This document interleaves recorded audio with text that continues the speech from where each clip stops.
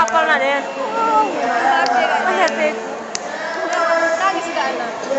Masarap ka? Oo, hindi naman.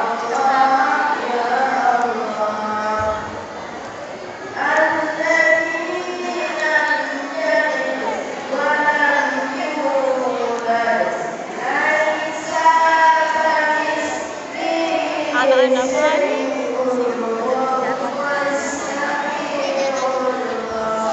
Kikilong basigan kas iga. Ha? Kikilong basigan. Ya, aku biasa nawih pening ko ako sa si Manong din. Kaya ya tok lagi kedap kita biar tambah.